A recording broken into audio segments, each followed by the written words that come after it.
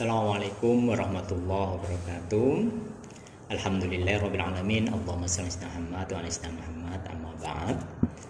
Ya, anak-anakku sekalian, pada kesempatan yang berbahagia ini, dalam kesempatan kali ini dari pengurus OSIS membuat kegiatan Ramadan, ya, kegiatan pengajian Ramadan, di mana dalam kesempatan ini saya akan menyampaikan tentang materi, yaitu tentang pergaulan.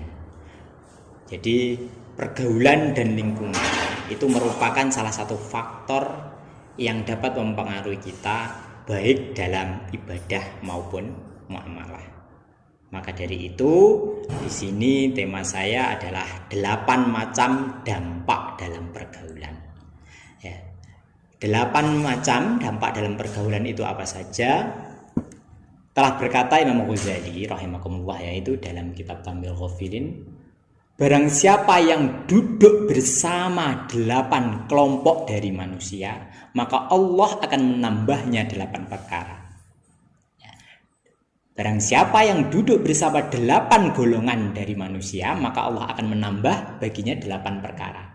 8 perkara itu apa saja? Yang pertama, manjalasa mal aghniyai zadallahu hubbud dunya warahbata fiha. Yang pertama, barang siapa yang duduk bersama orang-orang kaya, maka Allah akan menambahkan rasa cinta kepada dunia dan semangat untuk mendapatkan dunia. Jadi, barang siapa yang sukanya itu duduk bersama orang yang kaya, maka Allah akan menambahnya rasa cinta kepada dunia.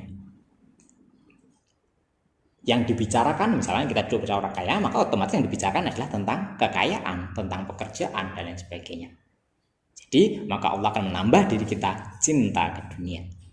Yang kedua, wa man jalasa ma'al fuqara'i zadallahu syukra wa ridha bi kismatillah.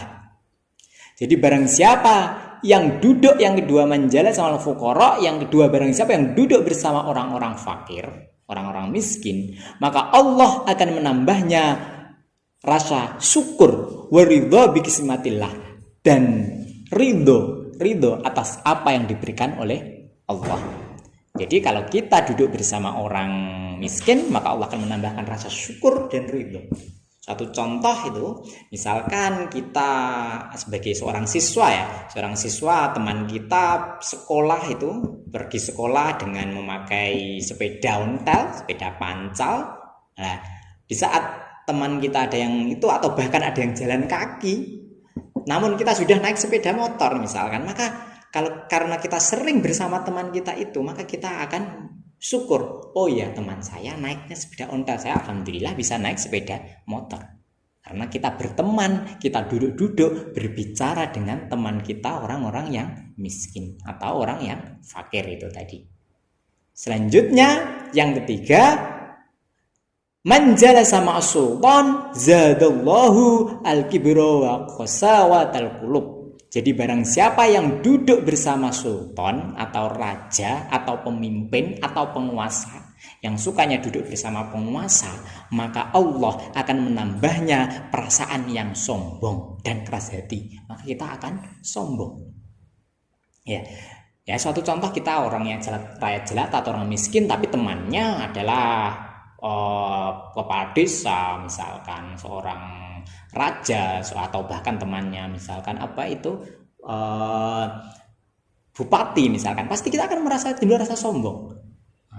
Aku loh petani, saya loh seorang rakyat biasa, tapi temanku loh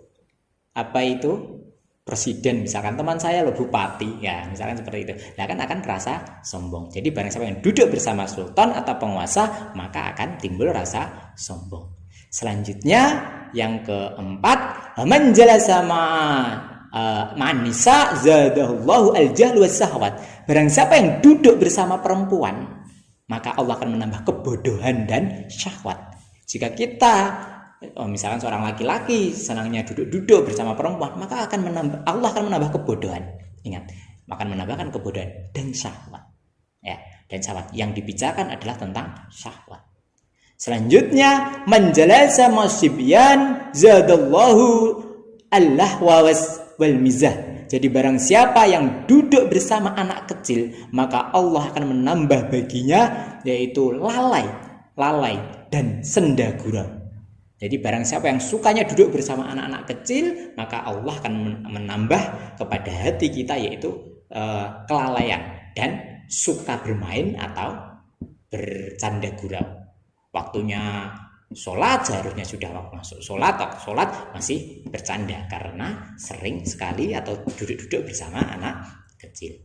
Selanjutnya yang keenam, wa man jalasa mal fusyaq zadallahu lahu al-jur'ah 'ala dzunub wal ma'asi wal iqdami 'alaiha wa taswifi fit taubah. Jadi barang siapa yang duduk bersama orang fasik, ya, barang siapa yang duduk bersama orang fasik, maka Allah akan menambah baginya berbuat dosa dan melakukan kemaksiatan dan menunda-nunda taubat. Ya, jadi barang siapa yang duduk bersama orang fasik, Allah akan menambah baginya berbuat dosa dan melakukan kemaksiatan. Contoh berani berbuat dosa apa? Misalnya contoh kita sering duduk bersama orang yang suka minum atau misalkan orang judi. Awalnya kita pemalu misalkan. Namun karena sering berduduk-duduk bersama orang fasik itu tadi, orang yang main judi itu, maka kita akan menjadi ikut di dalamnya, akan berani minum, nyoba sedikit misalkan seperti itu, dan akhir-akhirnya